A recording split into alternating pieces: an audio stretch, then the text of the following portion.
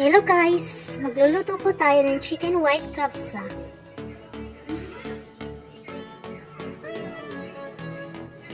Ito po ang ating mga ingredients.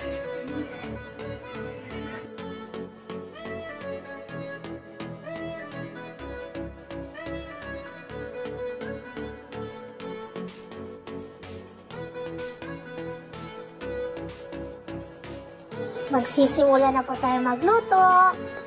Sa ating kasarola, magpapainit po tayo ng tubig.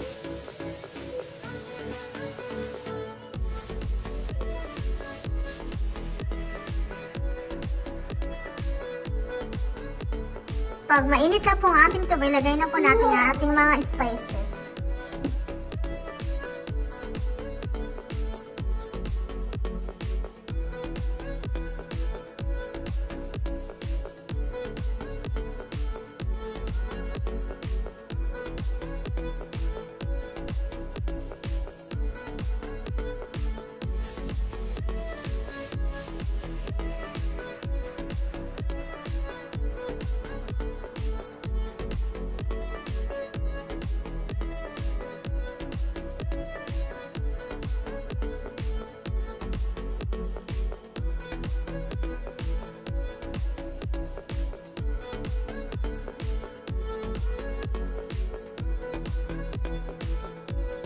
Takpan po natin at pakuluan ng 2 minuto.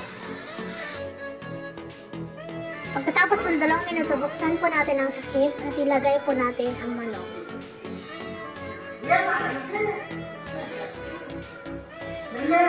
Pasensya na kayo guys ha, maingay ang aking mga anak.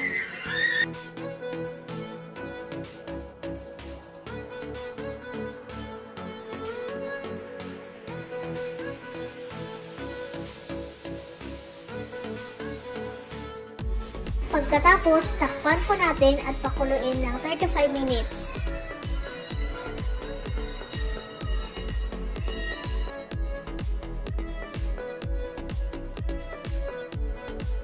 Pagkaraan ng 35 minutes, buksan po natin ang takip. Ito na po ang ating manok.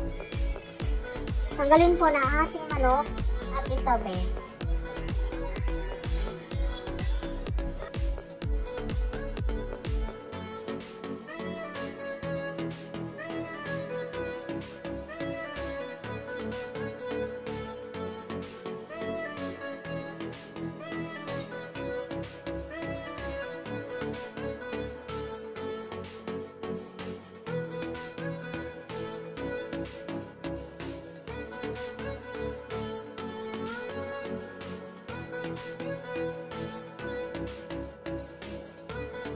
At pagkatapos, salain po natin ang pinaglutuan ng manok. Kasi yan po ang gagamitin natin pagluto ng bigas.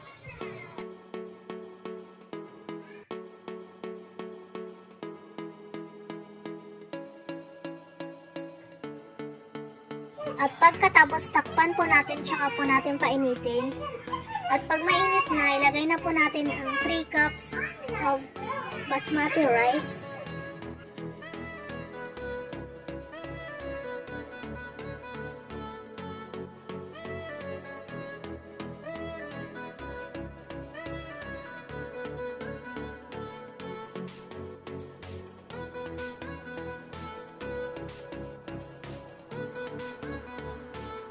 Pagkatapos, haluin po natin ng konti para maging pantay.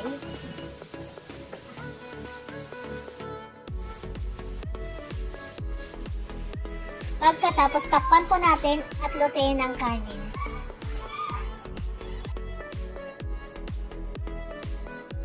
At habang niluluto po ang kanin, balikan po natin ang manok. Lagay po natin sa baking tray. At pagkatapos,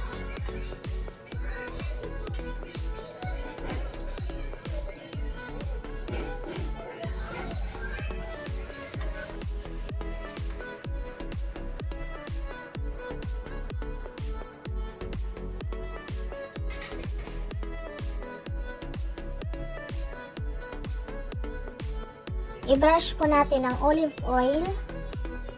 Lagyan po natin ng asin at sweet paprika. Tsaka po natin i-bake. 30 minutes, 15 minutes sa baba, at 15 minutes sa taas.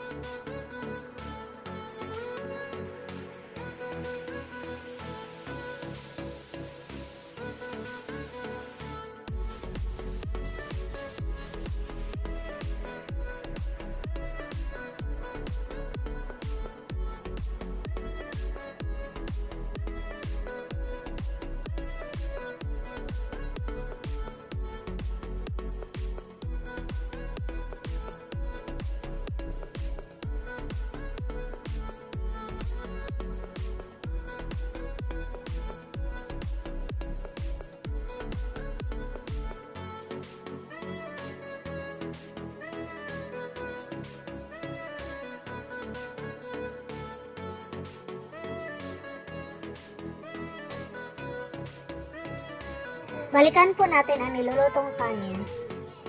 Buksan ang takip. Luto na po ang ating kanin. Ibalik ang takip.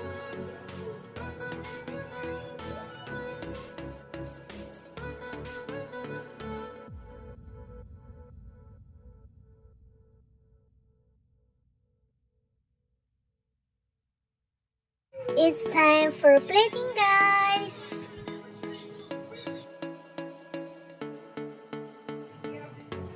Ito na po ang ating chicken white kapsa. Thank you for watching. Please like, share, subscribe to Shireen Vlog.